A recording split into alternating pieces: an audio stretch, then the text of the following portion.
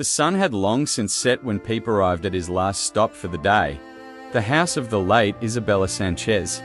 A soft glow from the porch light illuminated the front of the modest house, casting shadows that danced eerily in the cool evening breeze. Taking a moment to gather his thoughts, Pepe steeled himself for the upcoming conversation and knocked gently on the door. The door was answered by a woman with a robust stature, her round face marked with lines of age and worry. Her dark eyes bore into Pepe's, a mix of confusion and mild suspicion in her gaze. "Can I help you?" she asked, her voice tinged with a note of caution. "Good evening, ma'am," Pepe greeted, showing his badge. "I'm Detective Pepe Miguel. I'd like to talk about Isabella Sanchez, if I may." At the mention of Isabella's name, the woman who must have been Gabriella Hernandez, newly widowed, stiffened, a mix of pain and surprise flashing across her features. "Isabella?" she repeated, her voice barely above a whisper. "What do you want to know about Isabella?" Pepe chose his words carefully. "I'm investigating a case, and I believe Isabella may have some connection to it. I realize it's been some time since her passing, but anything you can share could potentially be of help." The look on Gabriella's face shifted from surprise to a deep sadness. After a brief silence, she finally nodded and stepped aside, inviting Pepe into the home she and Isabella once shared. Pepe stepped into the home, his fourth and final visit of the day. The house was modest, full of mementos and remnants of a life recently lived. Smells of home cooking hung in the air, an intoxicating blend of spices and simmering meat that made Pepe's stomach rumble. "Come in, Mr. Miguel," Gabriella beckoned, leading him to a small sitting room. She was a large woman with kind, albeit weary, eyes. Her features softened in the presence of the photos of her late wife that adorned the room. "Please, call me Pepe," he said, taking a seat on a plush armchair. "Very well, Pepe," she replied, a faint smile touching her lips. "You must be tired, investigating so late into the evening. Let me get you something to eat." Before Pepe could protest, Gabriella disappeared into the kitchen.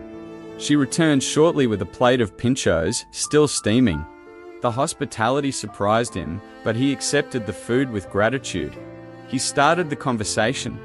"I know this is hard, Gabriella, but I need to know more about Isabella. Anything you can tell me could help." Gabriella nodded. Isabella, she was a good woman. She was fascinated with history, particularly art history. She spent hours at the library, poring over books. "Did she ever mention any particular book or show unusual interest in one?" Pepe asked. Gabriella paused, her brow furrowing as she considered his question. "Now that you mention it, there was one book.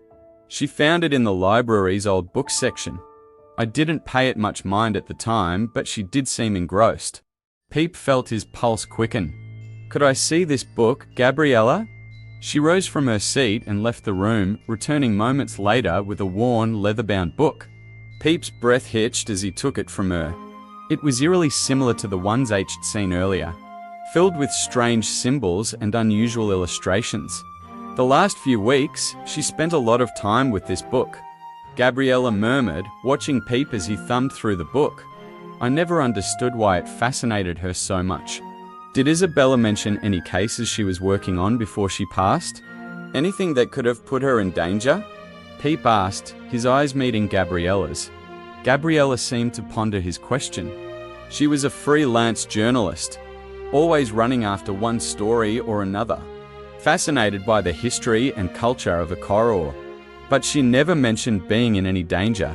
She was working on a piece about the historic sites of the city, but I can't imagine how that could have put her in harm's way. Pepe nodded, jotting down the information in his notebook. "Do you know if she discovered anything unusual or contentious during her research?" "I am not sure," Gabriella responded. She was always so excited, discovering and sharing pieces of our city's history. But she didn't mention anything unusual. She was just so passionate about her work. Pepe saw the pain flicker in Gabriella's eyes. The loss was still fresh, the wound still raw. "Gabriella," he began, his voice soft, "I know this is a hard time for you. I can't begin to understand the pain you're feeling, but please know that I am doing everything I can to bring Isabella's killer to justice."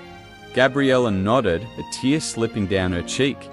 "I appreciate that, Pete," she replied quietly. There was a pause, then Pete continued. "I need to tell you something. It's not easy, and I wouldn't tell you if I didn't think it was absolutely necessary." She looked at him, her eyes full of grief, but also determination. "What is it, Pete?" "There seems to be a connection between Isabella Sanchez and some other recent deaths in the area. It's too early to be certain, but it looks like they may have been targeted by the same person." Gabriella gasped, her hand flying to her mouth. "Why would someone do this?" "That's what I intend to find out," Pepe said firmly. "Please, keep this information to yourself for now," Pepe requested, rising from his chair. "It's crucial we don't alert the perpetrator that we're onto him." "I understand," Gabriella replied, her voice shaky but composed. "Thank you, Pepe. I trust you to find the truth." With a solemn nod, Pepe left the Hernandez residence, his mind spinning with new information. As he stepped into the cool evening air, he knew the key to catching the killer lay somewhere in the stories of the victims, in their shared interests and peculiarities, especially with the books he had discovered. And he was going to uncover it.